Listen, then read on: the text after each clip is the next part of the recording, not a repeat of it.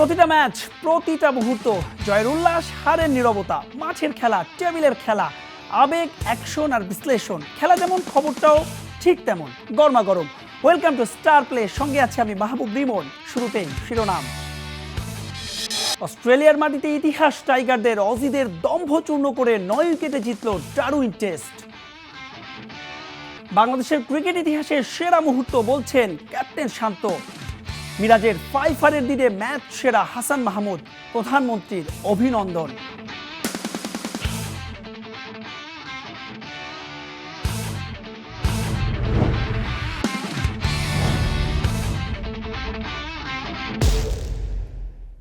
শুরুতে টাইগার ক্রিকেটের ঐতিহাসিক টেস্ট জয়ের খবর। ঐতিহাসিক এক জয়ের সাক্ষী হলো বাংলাদেশ। ভারত, শ্রীলঙ্কা, পাকিস্তান যা করে দেখাতে পারেনি তাই করিয়ে দেখিয়েছে শান্তর দল। নিজেদের তৃতীয় টেস্টেই অস্ট্রেলিয়ার মাটিতে তুলে নিয়েছে দারুণ এক জয়। 9 উইকেটের জয়ে নাজমুল হোসেন শান্তর দল এখন আপার টপ। 57 রানের টার্গেটে মুমিনুল সাদমানের 53 রানের পার্টনারশিপে জয় নিয়ে মাঠ ছাড়ে টাইগাররা। এ এক অনিন্দ সুন্দর সকাল, বাংলাদেশের সকাল, টাইগার ভক্তদের সকাল। এমন সকাল যে আসে কালে ভদ্রে, তবে এবার সেটা নিয়মিত করার আভাস শান্তর দলের। মুমিনুলের ব্যাট থেকে 4-এর মার বাংলাদেশের জন্য অনন্য এক ইতিহাস। রাজকীয়, স্মরণীয়, ঐতিহাসিক, একই সাথে টেস্টে নিজেদের শক্তিমত্তা জানান দেয়ার। 11 সেশনে ডোমিনেট করা, 9 উইকেটের জয়, পেসার স্পিনারদের দাপট, সেই সাথে ব্যাটাররাও দেখেছে নিজেদের সামর্থ্যের প্রমাণ। ভারত, পাকিস্তান, শ্রীলঙ্কার মতো এশিয়ার পরাশক্তিরা যা করে দেখাতে পারেনি তাই করে দেখিয়েছে বাংলাদেশ।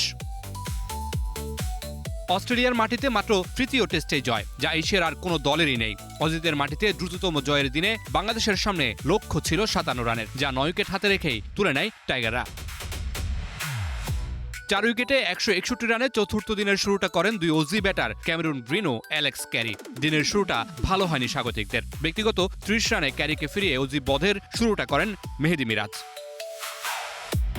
এরপর ওয়েবস্টার আর অধিনায়ক প্যাট কামিন্সকে ফিরিয়ে অজিদের লাগাম আরও টেনে ধরেন এই অলরাউন্ডার। 207 রানে 7 উইকেট নেই ক্যাঙ্গারুদের।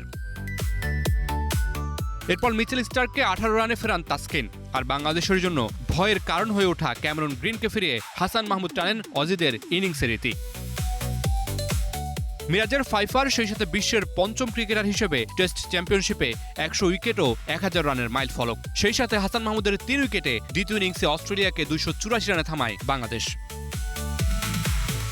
57 রানের টার্গেটে তানজিদ তামিম 0 রানে ফিরলেও সাদমান আর মুমিনুল ঐতিহাসিক জয়টা নিশ্চিত করেই মাঠ ছাড়েন, যে জয় বাংলাদেশের ক্রিকেটে ইতিহাসের সেরা অর্জন হয়েই থাকবে। Mamunur Rashid, star play. এদিকে ডারউইনে টাইগারদের ঐতিহাসিক জয়ে বাংলাদেশ দলকে অভিনন্দন জানিয়েছেন প্রধানমন্ত্রী তারেক রহমান। ম্যাচ শেষে ভিডিও কলে গোটা দলের সঙ্গে কথা বলেছেন সরকার প্রধান। এ সময় যুক্ত ছিলেন বিসিবি সভাপতি তামিম ইকবাল। বাংলাদেশে অপেক্ষা করছি আপনাদেরকে ওয়েলকাম করার জন্য। সবাই ইন গুড হেলথ? একটু হবে, হ্যাঁ স্বাভাবিক। আসেন, আপনারা সবাই সুস্থভাবে আসেন। বাংলাদেশের মানুষ অপেক্ষা করছে আপনাদেরকে ওয়েলকাম করার জন্য। ওকে, আসলে ইনশাআল্লাহ দেখা হবে। এগেইন কংগ্রাচুলেশন, অনেক অনেক দোয়া থাকলো সবার জন্য। বাংলাদেশের ঐতিহাসিক জয় নিয়ে কথা বলতে স্টুডিওতে আছেন সিনিয়র ক্রীড়া সাংবাদিক ও ক্রিকেট বিশ্লেষক এম কায়সার। কায়সার ভাই, স্বাগত আপনাকে। ধন্যবাদ। এক অনন্য মুহূর্ত বোধ হয়। রাইট, কোনো সন্দেহ নেই। বিশ্বাসটা ছিল অন্তত এত বেশি মানে এইভাবে একেবারে একদম পুরো দুর্দান্ত বাংলাদেশ খেলবে সেরকমভাবে হয়তো চিন্তাটুকু করিনি। তবে একটা আশা ছিল যে 23 বছর পুরনো সেই গল্পটা বাংলাদেশ এবার একটা বদলে দিবে, কারণ এই দলটা টেস্টে খুব ভালো খেলছিল। মানে সেই দৃষ্টিকোণ থেকে আমি একটু আত্মবিশ্বাসী ছিলাম যে অন্তত ম্যাচ জিততে না পারলেও বা এক ধরনের কিন্তু একটা শোম্যানশিপ দেখাতে পারবে বাংলাদেশ এখানে। অন্তত 2.5 দিনে খেলাটা শেষ হয়ে যাবে না, বেশ ভালো একটা পারফরমেন্স দেখাবে। কিন্তু সব কিছু চমকে দিয়েছে বাংলাদেশ যেভাবে পারফরমেন্সটা করেছে, যে পুরো সেশন জুড়ে প্রত্যেকটা দিন আপনি বাংলাদেশ দুর্দান্ত পারফরমেন্স করেছে। যে কয়টা সেশন হয়েছে সবগুলো সেশনে কিন্তু বাংলাদেশের আপনার উইনিং পজিশনে বাংলাদেশই ছিল। সো অস্ট্রেলিয়ার মতো একটা দলকে অস্ট্রেলিয়ার মাটিতে গিয়ে সেখানে তাদেরকে শুধুমাত্র এক ইনিংসে না, পরের ইনিংসেও, শুধু ব্যাটিংয়ে না, বোলিংয়ে, ক্যাপ্টেন্সিতেও, সব কিছুতে আপনি যে বাংলাদেশ এভাবে একেবারে পর্যদস্ত করে দিবে, এটার জন্য খুব সম্ভবত অস্ট্রেলিয়া নিজেও প্রস্তুত ছিল না। তো সব কিছু বাংলাদেশের পক্ষ বিপক্ষে গিয়েছে, ভেরি গুড, মানে দুর্দান্ত ক্রিকেট খেলেছে এবং ঐতিহাসিক একটা জয়, কোনো সন্দেহ নেই। আমি বাংলাদেশ ক্রিকেটের অনেক জয় দেখেছি আপনার টেস্টে। শান্ত বলছিলেন যে বাংলাদেশের ক্রিকেট ইতিহাসের সেরা জয়, সেটা মুহূর্তও কি? অবভিয়াসলি কারণটা হলো যদি আপনি শক্তি, আপনার র্যাঙ্কিং সব কিছু যদি বিবেচনা করেন, তাহলে এই জয়টাকে বলতেই হবে আপনার যে এটা বাংলাদেশের greatest win in test cricket, কোনো সন্দেহ নেই। এর আগে বাংলাদেশ ওয়েস্ট ইন্ডিজের মাটিতে হারিয়েছে, পাকিস্তানকে পাকিস্তানের মাটিতে হারিয়েছে, বাংলাদেশেও হারিয়েছে, কিন্তু নিউজিল্যান্ডকে একটা ম্যাচে হারিয়েছে। কিন্তু এই টেস্টের জয়ের সঙ্গে আমি মনে করি যে এটাকে সবার উপরে আপনাকে রাখতে হবে। এর অন্যতম কারণটা হলো যে Australia number 1 cricket in test cricket, number 2 হলো যে অস্ট্রেলিয়ার মাটিতে অস্ট্রেলিয়াকে হারানোটা, এটা ইটস নট এ ফ্লুক। এটা আপনি পুরোপুরি পারফরমেন্স যদি আপনি সেরকম ধারাবাহিকতা না করতে পারেন, তাহলে আমার মনে হয় এটা সম্ভবপর না। এবং একটু জানিয়ে রাখি যে বাংলাদেশের আগের টেস্ট অভিষেক হয়েছিল শ্রীলঙ্কা কিন্তু এখন পর্যন্ত অস্ট্রেলিয়ার মাটি থেকে কোনো টেস্ট ম্যাচ জিততে পারেনি। ওয়ারেজ বাংলাদেশ এখানে, এটা বাংলাদেশের 3rd টেস্ট অস্ট্রেলিয়ার মাটিতে। এর আগে 2003 সালে তারা খেলেছিল, 2টো ম্যাচে হেরেছিল এবং সেই 2টো ম্যাচ 2.5 দিনে শেষ হয়েছিল। এই কারণে, এবং সেই 2টো ম্যাচে বাংলাদেশ ইনিংস ব্যবধানে হেরেছিল। এই কারণে এবার যখন বাংলাদেশ গিয়েছে তখন বারবার বলা হচ্ছে এই ম্যাচটাও বোধহয় 2.5 দিনে শেষ হয়ে যাবে। ইভেন আমরা দেখছিলাম যে গলফ খেলার আমন্ত্রণ হয়েছিল যে বাকি কয়েকদিন গলফ খেলবে কিনা। আপনি ম্যাচের আগে যে সংবাদ সম্মেলন হয়েছে সেখানে বাংলাদেশ ক্যাপ্টেনকে প্রায় শুনতে হয়েছে যে ম্যাচটা কতদিনে যাবে। ইভেন অস্ট্রেলিয়া বলেছে যে ম্যাচটা তারা 5ম দিনে যাবে কিনা সেটা নিয়েও তারা একটা আশঙ্কা রয়েছে। যেটা আপনি বললেন যে অস্ট্রেলিয়ান ক্যাপ্টেন বাংলাদেশ দলকে অভিনন্দন আগে থেকে বলেছিলেন যে যদি সুযোগ থাকে তাহলে আমরা 5ম দিনে হয়তো গলফ খেলবো। এখন তো বাংলাদেশ বলতেই পারে আসো আমরা গলফ খেলবো, শুধু গলফ না মাছও ধরবো। গলফ আসলে খেলার ইতিমধ্যে কিন্তু আমন্ত্রণ নাজমুল হাসান শান্ত দিয়ে দিচ্ছিলেন। কাছে একটু জানতে চাচ্ছিলাম, আপনারা তো আসলে বাংলাদেশের অনেক জয়ের যেমন সাক্ষী, পাশাপাশি অনেক হারেরও আপনারা সাক্ষী। 2003 সালে যখন বাংলাদেশ গিয়েছিল তখন অস্ট্রেলিয়ান পত্রিকায় বড় বড় কলম হয়েছিল একদিনে কিভাবে বাংলাদেশকে ম্যাচ হারানো যায়। একটা জবাবও কিনা বাংলাদেশে? কিছুটা তো অবশ্যই, কারণ আমি ঠিক জবাব ওইরকমভাবে বলবো না, কারণ খেলার মধ্যে আমি কিন্তু প্রতিশোধ, জবাব এইসব সিদ্ধান্ত মানে বিষয়ের সাথে কিন্তু বা এইসব শব্দের সাথে আমি মানে একমত না। আমি যেটাতে যাই সেটাতে হলো যে আপনার কম্পিটিটিভনেসটা দেখাতে হবে, আপনাকে আপনার পারফরমেন্স বা আপনার সাফল্য বা আপনার শ্রেষ্ঠত্ব যেটা রয়েছে সেটা প্রমাণ করতে হবে। কিন্তু এটার জন্য আপনাকে বদলা নিতে হবে, প্রতিশোধ দেখাতে হবে, আমি এই শব্দগুলোতে বিশ্বাসী না। আমি যেটা বললাম যে আমার কাছে বাংলাদেশ এই যে 23 বছর ধরে একটা অস্ট্রেলিয়ার মাটিতে বাংলাদেশে যখনই খেলতে যায় তখন বলা হয় যে আপনার 2.5 দিনে ম্যাচটা শেষ হয়ে যাবে, বাংলাদেশ বোধহয় ইনিংস ডিফিট খাবে। তো সেই গল্পটা আমার মনে হয় যে এই দলটা একটা পরিবর্তন করার বা চেঞ্জ করে দেওয়ার বা বদলে দেওয়ার একটা প্রতিজ্ঞা নিয়ে মাঠে নেমেছিল এবং সেই প্রতিজ্ঞার ফসলটাই হলো গিয়ে বাংলাদেশ যে আজকে এই ম্যাচটা জিতেছে। আচ্ছা, একটু মিরাজ সম্পর্কে জানতে চেয়েছিলাম। এই সিরিজের আগে মিরাজ ওয়ানডের ক্যাপ্টেন্সি তার থেকে সরিয়ে দেওয়া হলো। প্রথম ইনিংসে মিরাজের 50, এরপরে নিশ্চয়ই এই উইকেটে কিছুই ছিল না, সেখানে মিরাজের 5। মিরাজকে নিয়ে আলাদা করে কি বলবেন? এই মিরাজের পারফরমেন্সটা দেখা মানে জানান দিচ্ছে this is how you have to come back from a dire situation. কারণ আগেই আপনি ক্যাপ্টেন্সির চার চলে গিয়েছেন, নিশ্চিতভাবে তার মন মানসিকতা একটু খারাপ তো হওয়ারই কথা, কিন্তু সেটা তিনি পুরোপুরি তার পারফরমেন্স দিয়ে প্রমাণ করে দিয়েছেন যে না, সেটা মাঠের বাইরের বিষয়। এটা নিয়ে তিনি মাঠের যে খেলতে নেমেছেন সেটার সাথে এটার কোনো তুলনা হয় না। যখন যে সিদ্ধান্ত নিতে হবে মাঠে, যখন যে পরিস্থিতি থাকবে সেই পরিস্থিতির সাথে ম্যাচ করে খেলতে হবে, সেটা তিনি করে দেখিয়েছেন দুর্দান্তভাবে। তার যে পারফরমেন্স, ব্যাট হাতে যে পারফরমেন্স এবং বল হাতে যে পারফরমেন্স, সেটাই জানান দিচ্ছে যে এই ম্যাচ জেতার জন্যই পুরো বাংলাদেশ দলের মতো তিনিও কিন্তু উন্মুখ হয়েছিলেন। আর সৌভাগ্যের বিষয়টা হলো যে এই ম্যাচে আপনি শুধুমাত্র কিন্তু একজন তারকাকে খুঁজে পাবেন না। আপনি দেখেন এখানে সেঞ্চুরি করেছেন তানজিদ তামিম, 9 উইকেট পেয়েছেন হাসান মাহমুদ, আপনি দ্বিতীয় ইনিংসে দুর্দান্ত বোলিং করেছেন মেহেদী মিরাজ, ব্যাটিংটাও তার 63 রানের এই ইনিংসটাও খেলেছেন দুর্দান্ত, মমিনুল 49 রান করেছেন। তার চেয়ে বড় বিষয়টা হলো যে আপনি দেখবেন যে 84 রান করেছেন ক্যাপ্টেন প্রথম ইনিংসে। সব কিছু মিলে আপনি এখানে শুধুমাত্র ইন্ডিভিজুয়াল একজনের জন্য যে ম্যাচটা জিতেছে বাংলাদেশ সেটা না, পুরো দলটা একটা দল হয়ে খেলেছে এখানে এবং এই কারণে এই ম্যাচটা বাংলাদেশ জিততে পেরেছে। কাসার ভাই, টু আর্লি টু কমেন্ট। তারপর আসলে জানতে চাচ্ছি যে আমরা টেস্ট সাইকেলটা শুরু করেছিলাম শ্রীলঙ্কার সঙ্গে ড্র করে, এরপরে পাকিস্তানকে আমরা 2-0 ঘরের মাঠে হারালাম। আমরা তো আসলে টেস্ট চ্যাম্পিয়নশিপের ফাইনাল খেলার স্বপ্নটা কি দেখতে পারি কিনা? না, দেখুন, একটা সাফল্য তো পরবর্তী সাফল্যকে আপনি স্বপ্নটা দেখায়। আমি এখনই একেবারে ফাইনাল খেলবো আমরা সেটা বলছি না, আমি বরঞ্চ বিশ্বাস করি যে পরের আরেকটা যে ম্যাচ রয়েছে ম্যাকাওতে, সেই ম্যাচে বাংলাদেশ যদি ভালো পারফরমেন্স করতে পারে, ইভেন সেই ম্যাচে বাংলাদেশ যদি ড্র করতে পারে, তাহলে অস্ট্রেলিয়া থেকে আমরা সিরিজ জিতে ফিরবো। সো এটা অনেক ইম্পর্টেন্ট একটা বিষয় এবং তার চেয়েও বড় বিষয়টা হলো যে ধারাবাহিকতাটা রাখতে হবে। এই যে সাফল্যটা বাংলাদেশ পেল, পরেই দেখবেন যে আপনি যদি খুব বাজেভাবে পারফরমেন্স করে তখন হয়তো এক ধরনের প্রশ্ন উঠবে যে ইট ওয়াজ এ ফ্লুক, এটা ফ্লুক একটা পারফরমেন্স ছিল। সেটা যেন না হয়, কারণ আপনি যখনই একটা ভালো দল হয়ে উঠবেন বা বড় দল হয়ে উঠবেন তখন কিন্তু আপনাকে ধারাবাহিকভাবে সাফল্য পেতে হবে। হ্যাঁ, মাঝখানে আপনি একটা দুটো ম্যাচ হারবেন, ঠিক যেরকম ভাবে বাংলাদেশ আপনি জিম্বাবুয়ের জিম্বাবুয়ের সঙ্গে সাথে আমরা হেরে গিয়েছিলাম। ইনিংস ডিফিটে হেরেছিল তাদের মাটিতে গিয়ে, অথচ সেই বাংলাদেশ এর আগে কিন্তু পাকিস্তানকে পাকিস্তানের মাটিতে হারিয়েছে, পাকিস্তান এসেছিল, সেখানে তারা 2-0 তাদেরকে হারিয়েছিল। সো টেস্ট ক্রিকেটে আমাদের দলটা যে খুব ভালো একটা পর্যায়ে রয়েছে সেটা আমাদেরকে অনুধাবন করতে হবে, এবং সেই কারণে এই দলের প্রতি একটা বিশ্বাসটুকু রাখতে হবে। নট নেসেসারি যে দল সবসময় আপনাকে এরকম আউটস্ট্যান্ডিং পারফরমেন্স দিবে, কিন্তু দল যখন খারাপ করবে তখনও দলের প্রতি আপনার সমর্থনটুকু রাখতে হবে। এই আস্থাটুকু যদি আপনি রাখতে পারেন তাহলে দেখবেন যে এই দলটাই একসময় কিন্তু আপনাকে আরও অনেক মর্যাদা দিবে, আরও অনেক সম্মান দিবে। সো এই বিষয়টা মাথায় রাখতে হবে। আর আমি চাবো যে টেস্ট চ্যাম্পিয়নশিপে এর আগে আমরা সবসময় লোয়েস্ট দিকে থাকতাম, নিচের দিকে থাকতাম, যদিও গেল বছর আমরা সাথে শেষ করেছিলাম।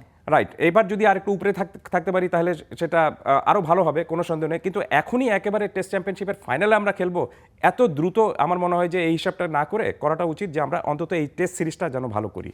এই সিরিজ শুরুর আগে আপনার একটা আমি লেখা পড়ছিলাম, দেখেন এই সিরিজের শুরুর আগেও কিন্তু আমাদের অবস্থাটা খুব একটা ভালো ছিল না। জিম্বাবুয়ের সঙ্গে আপনি বলছিলেন ইনিংস ব্যবধানে হেরেছি, তারপরে আমরা প্রস্তুতি ম্যাচে 54 রান অল আউট হয়ে গেছি। একটা বিষয় একটু জানতে চাইছিলাম কায়সার ভাই, মানে হঠাৎ করে আসলে এই পরিবর্তনের মূল কারণটা কি? আপনি তো অনেকদিন ধরে বাংলাদেশ দলকে ফলো না, করেন। আমি এটাকে হঠাৎ করে বলবো না। কারণটা হলো যে আপনি দেখবেন যে বাংলাদেশ টেস্টে কিন্তু ভালো সাফল্য পেয়েছে সাম্প্রতিক সময়ে। একটু জাস্ট শুধু উদাহরণ দেই, সেটা হলো যে বাংলাদেশ এখন পর্যন্ত 160টা টেস্ট খেলেছে, জিতেছে 28টা ম্যাচ। এই 28টা ম্যাচের মধ্যে প্রথম 14টা ম্যাচ বাংলাদেশ জিতেছিল, খেলেছিল 119টা ম্যাচ। একটা 19টা ম্যাচ টেস্ট খেলার পরে কিন্তু আপনি 14টা ম্যাচ জিতেছেন, এবং পরের যে 41টা ম্যাচ খেলেছেন সেখানে আপনি কিন্তু 14টা ম্যাচ জিতেছেন। দ্যাট মিনস আপনি এই যে পরবর্তী সময়ে যে পরিবর্তনটা, এটা কিন্তু আপনি জানান দিচ্ছে যে টেস্টে আমরা এখন পর্যন্ত, আমি বলবো না যে একেবারে ভালো সেরা দল হয়ে উঠছি সেটা না, বাট একটা ফরমাইডেবল দল হয়ে যে উঠতে পারছে পুরো বাংলাদেশ, এটা প্রমাণটা এসেছে এখানে।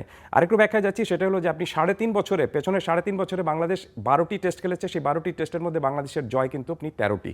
জাস্ট এটাই হিসেবটা কিন্তু জানান দিচ্ছে যে না, খুব সম্ভবত 23টি ম্যাচ খেলেছিল এবং জয় হয়েছে আপনার সব মিলিয়ে 28টা জয় টেস্টে, সব মিলিয়ে 28টা জয়। কিন্তু আপনি গত 3.5 বছরে বাংলাদেশ যে টেস্ট ম্যাচগুলো খেলেছে সেখানে বাংলাদেশের জয়ের সংখ্যাটা অনেক বেশি আগের সবগুলোর তুলনায়। সো এই হিসেবটি কিন্তু জানান দিচ্ছে যে yes, we are in a right track in test cricket. এই দলটা ম্যাচুরিটি নিয়ে কি বলবেন? অবশ্যই খুব ভালো। আমার কাছে এই পুরো ম্যাচ জয় বাংলাদেশের মধ্যে কিন্তু এই জিনিসটা খুব আলাদা করে আমি একটু বলবো যে পুরো দলটাকে দেখে মনে হচ্ছে খুবই ম্যাচিউরড। কারণটা হলো যে আপনি দেখবেন যে বাংলাদেশ যখন ম্যাচটা জিতেছে, আপনি অন্যান্য সময় হলে কি হতো যে একেবারে বাদ ভাঙা উল্লাসের মতো কিন্তু ডাগ আউট থেকে পুরো দল বেরিয়ে আসতো। আমিও খুব অবাক হয়েছি, আমি এটা আশা করেছিলাম। দিস ইজ কল ম্যাচুরিটি, যে তারা জানে যে মিশন, একটা ম্যাচ আমরা জিতেছি but mission is not ended up. এখন পর্যন্ত মিশনের বাকি কিন্তু রয়েছে, এটা একটা রয়েছে, হাফ ডান হয়েছে, এখন পর্যন্ত সিরিজ কিন্তু শেষ হয়নি। সো এর চেয়ে বড় বিষয়টা হলো যে আপনি এমন উল্লাস কোনো কিছু করবেন না যাতে আপনার যে প্রতিপক্ষ রয়েছে তারা যেন একটু অসম্মানিত হয়। সো এই জিনিসটা কিন্তু অনেক ইম্পর্টেন্ট একটা বিষয়, এবং সেটা এই ম্যাচুরিটিটা বাংলাদেশ এখানে এই টেস্ট ম্যাচে দেখিয়েছে। সেটা আমার কাছে মনে হচ্ছে যে এই যে বাংলাদেশ ম্যাচটা জিতেছে 9 উইকেটে, এই 9 উইকেটের জয়ের সঙ্গে যে এই যে পুরো ম্যাচুরিটিটা দেখিয়েছে, এটা কিন্তু অনেক ইম্পর্টেন্ট একটা বিষয়। কারণটা হলো যে যেটি বললাম যে আপনাকে কিন্তু প্রতিপক্ষকে সম্মান দেখাতে হবে, এবং এই কারণে আপনি যখনই সম্মান দেখাবেন তখন সম্মানটা আদায় করতেও পারবেন। So this is most important thing. এবং আমার কাছে এই কারণে আমি বললাম যে টেস্টে বাংলাদেশ শুধুমাত্র জিতছে না, টেস্ট কিভাবে খেলতে হবে, টেস্টে যখন আপনি সমস্যা পড়বেন সেই সমস্যার গর্ত থেকে দলকে উদ্ধার কিভাবে করতে হবে সেটাও বাংলাদেশের শেখাটা হয়ে যাচ্ছে। বাট এখনই যেটা আমি বললাম যে এখনই আপনি নাম্বার 1 দল হিসেবে বাংলাদেশকে কিন্তু চিন্তা করাটা খুব বেশি চিন্তাটা হয়ে যাবে, বাট বাংলাদেশ যে নাম্বার 1 দলকে হারাতে পারে সেই প্রমাণটা রেখেছে এখানে খুব চমৎকারভাবে। সব কিছু মিলে আমার কাছে মনে হচ্ছে যে বাংলাদেশের এই জয়টা একটা ফুল প্যাকেজ যদি আপনি বলেন জয়ের জন্য, তাহলে সব কিছু বাংলাদেশ এখান থেকে পেয়েছে। আর অবভিয়াসলি আমার কাছে মনে হয়েছে যে এই জয়টা শুধু আমার কাছে না, আমার মধ্যে ক্যাপ্টেন নিজেও বলেছেন এই জয়টা বাংলাদেশের ক্রিকেট ইতিহাসে সেরা জয়। আচ্ছা, ক্যাপ্টেনের কথা বলছিলেন, নাজমুল হোসেন শান্ত 84 রান করেছেন, দ্বিতীয় ইনিংসে তার ব্যাট করতে হয়নি। সবকিছু মিলে শান্তর ক্যাপ্টেন্সি কি একটু আলাদা করে বাংলাদেশের গ্রেটেস্ট টেস্ট ক্যাপ্টেন এভার? আপাতত এখন পর্যন্ত তাই বলা যাচ্ছে। কারণটা হলো যে তার ক্যাপ্টেন্সির মধ্যে কিন্তু আপনি দেখবেন যে মানে এক ধরনের দুর্দান্ত কিছু মানে সিদ্ধান্ত তিনি নিয়ে থাকেন, এবং যে সিদ্ধান্তগুলো কিন্তু টেস্ট ক্রিকেটে ক্যাপ্টেন্সি হয় কি, ক্যাপ্টেন্সি কিন্তু আপনার থ্যাঙ্কলেস জব। আপনি দেখবেন যে ম্যাক্সিমাম সময় যখনই দল হারে তখন পুরোপুরি ক্যাপ্টেন বোধহয় ওকে আনলে ভালো হতো, ওই জায়গায় ফিল্ডিংটা না সাজালে ভালো হতো, আরও একটু আক্রমণাত্মক হলে ভালো হতো। কিন্তু আক্রমণাত্মক হতে গিয়ে যখন আপনি রান লিক করবেন তখন দেখবেন যে আবার দোষটা ক্যাপ্টেনের মধ্যেই চলে আসে। সো ক্যাপ্টেন্সি তার দুর্দান্ত হয়েছে। পুরো ম্যাচ জুড়ে তিনি কখন কোন বোলারকে ইউজ করবেন এবং 3 জন পেসারকে কাকে বিশ্রাম দিতে হবে, কোন জায়গা থেকে বা কোন এন্ড থেকে কাকে আনতে হবে, এই বুদ্ধিমত্তাগুলো দুর্দান্ত ছিল। এবং ম্যাচ যত দেরিতে মানে গড়িয়েছে তখন আপনি স্পিনারদেরকে যে আক্রমণে আনতে হবে, সব কিছু মিলে আমার কাছে মনে হয়েছে ফিল্ডিং সাজানোটাও সব কিছু মিলে প্রতিপক্ষকে বারবার প্রেসারে রাখা, চাপে রাখা, কখনোই যেন চাপমুক্ত না থাকা, তো সব কিছু মিলে আমার কাছে মনে হচ্ছে যে তার ক্যাপ্টেন্সিটাও খুবই ব্লেসিং একটা, মানে একজনকে আমরা পেয়েছি, কোনো সন্দেহ নেই। এবং এই পুরো দলটাকে দেখবেন যে আপনি একটা সাফল্যের জন্য খুব মানে ক্ষুধার্ত মনে হচ্ছে। খুবই ক্ষুধার্ত ছিল। আপনি যখনই এই ক্ষুধাটা থাকবে আপনার দলের মধ্যে, তখন দেখবেন যে আপনি সামনে প্রতিপক্ষ যেই হোক না কেন আপনি তাদেরকে ভেঙে চুরে একাকার করে দিতে পারেন। তো এই বোধটা আমার কাছে মনে হচ্ছে যে ক্যাপ্টেন নিজে ইনজেক্ট করেছেন পুরো দলের মধ্যে। ক্যাপ্টেন নিজে খুবই হাংরি সাফল্যের জন্য, এবং পুরো দল কিন্তু তখন তার জন্যও কিন্তু মানে ক্যাপ্টেনের সাফল্যের জন্য অথবা পুরো দলের জন্য একটা সাফল্য এনে দেওয়ার জন্য খুবই উন্মুখ। আপনি উন্মুখের কথা বলছিলেন ভেঙে চুরে দেবে। অস্ট্রেলিয়া দল নিশ্চয়ই বেকাইতে বাংলাদেশ দলকে একেবারে ভেঙে চুরে দিতে চাইবে, ব্যাকফায়ারও করতে পারে কিনা? কারণ পাকিস্তানের আমরা দেখেছিলাম রাওয়ালপিন্ডিতে প্রথম টেস্ট হারার পরে সবাই বলেছিল উড়ে যাবে, ব্যাকফায়ার করতে পারে কিনা অস্ট্রেলিয়ার জন্য? অস্ট্রেলিয়া রিগ্রুপ হবে কোনো সন্দেহ নেই, কারণ তারা নাম্বার 1 দল, এমনিতে তো নাম্বার 1 দল হয়নি, তারা কিন্তু ধারাবাহিকভাবে ম্যাচ জিতে তারপরে এসেছে এবং এই ধরনের প্রবলেমে তারা পড়েছে এর আগে। সো সেখান থেকে রিগ্রুপিং হয়ে আপনি কি করে পরের টেস্টে তারা ফিরে আসতে চায় সেই শক্তিটা তারা দেখাবে, অবশ্যই তাদের সমস্ত শক্তিমত্তার কিছু দেখাবে। কারণ এটা যখন আপনি বলছেন যে বাংলাদেশের সেরা উইন, গ্রেটেস্ট উইন, ঠিক একই রকমভাবে এটা কিন্তু অস্ট্রেলিয়ার জন্য কিন্তু খুবই আপনি দুর্ভাগ্যজনক মানে হার, তারা সেটাকে কাউন্ট করছে। প্রচুর সমালোচনা অলরেডি শুরু হয়ে গিয়েছে। সো এই সমালোচনা থেকে বেরিয়ে আসার জন্য তারা নিশ্চিতভাবে তারা রিগ্রুপিং হয়ে আরও একটু শক্তিশালী হয়ে পরের ম্যাচে ফিরে আসার চেষ্টাটুকু করবে। বাট বাংলাদেশকে মনে রাখতে হবে it's just a test match. আমরা ডারউইনে হারাতে পারলে অস্ট্রেলিয়াকে কেন ম্যাকুইতে হারাতে পারবো না, অথবা ম্যাচটা ড্র করতে পারবো না? সব কিছু মিলে বাংলাদেশ দল এখন পর্যন্ত যে পুরো সিরিজে যা খেলেছে তাতে তারা আপার হ্যান্ডে। অনেক অনেক ধন্যবাদ কায়সার ভাই আপনাকে, এবং আপনার মুখের স্মিত হাসিটা মেকাইতেও থাকুক, বাংলাদেশের Thank you. জয়টাও ধারাবাহিকতা থাকুক। ধন্যবাদ আপনাদেরকে আমাদের সঙ্গে যুক্ত হওয়ার জন্য। থ্যাংক ইউ আপনাকে। টেস্ট শুরুর আগে খোদ বাংলাদেশের সমর্থকরাও টাইগারদের ট্রল করতে দ্বিধাবোধ করেননি। অস্ট্রেলিয়ার বিপক্ষে 2 থেকে 3 দিনে হেরে যাবে বাংলাদেশ দল, এমন কথা বলেছেন অনেকে। তবে সব কিছুরই জবাব দিয়েছেন নাজমুল হোসেন শান্তরা। গোলপোস্টে আর্জেন্টিনার 0 শট আর অস্ট্রেলিয়ার 9 উইকেটে হার, সেটাও আবার একদিন হাতে রেখে। তাহলে কি অস্ট্রেলিয়ার ড্রেসিং রুমেও কিছু একটা হয়েছে? মাঠে তো দেখা গেল না কোনো অজি ক্রিকেটারের পরিবারকে। স্নাইপার কি তাক করা ছিল কামিন্স স্টার্কদের দিকে? তা না হলে বাংলাদেশের মতো একটা দলের বিপক্ষে কিভাবে হারতে পারে টেস্টের সেরা অজিরা, সেটাও আবার এতটাই লজ্জাজনকভাবে। সিরিজ শুরুর আগে বাংলাদেশের ফ্যানরাও ট্রল করতে কার্পণ্য করেনি। 2 থেকে 3 দিনের বেশি টেস্ট গড়াবে না, মিচেল স্টার্কদের সামনে তামিম, শান্ত, মিরাজরা নাকি দাঁড়াতেই পারবে না। তাদের কথা আংশিক সত্যি হয়েছে। টেস্ট 5 দিন গড়ায়নি, তার আগেই বাঘেদের থাবায় কুপকাত হয়েছে অজিরা। অবশ্য শক্তিমত্তার দিক থেকে চিন্তা করলে বাংলাদেশের ফ্যানদের ভাবনাকে একেবারে দোষ দেওয়া যায় না। অস্ট্রেলিয়ার আইসিসি র্যাঙ্কিং যেখানে নাম্বার 1, সেখানে বাংলাদেশের অবস্থান 9 নম্বরে। এত বড় ব্যবধানে থেকে অস্ট্রেলিয়ার মাটিতেই সিরিজ খেলতে গেছে বাংলাদেশ, সেটাও আবার 23 বছর পর। প্রায় 2 যুগ ধরে অজিরা টাইগারদের খেলতে আমন্ত্রণই জানায়নি। বাংলাদেশের বিপক্ষে খেলতে নামার আগে অহংকারী আচরণ করেছে অস্ট্রেলিয়াও। আগেই বাংলাদেশকে হারাবে, তাই পেট কামিন্স শান্তকে আমন্ত্রণ জানিয়েছিল গল্ফ খেলার।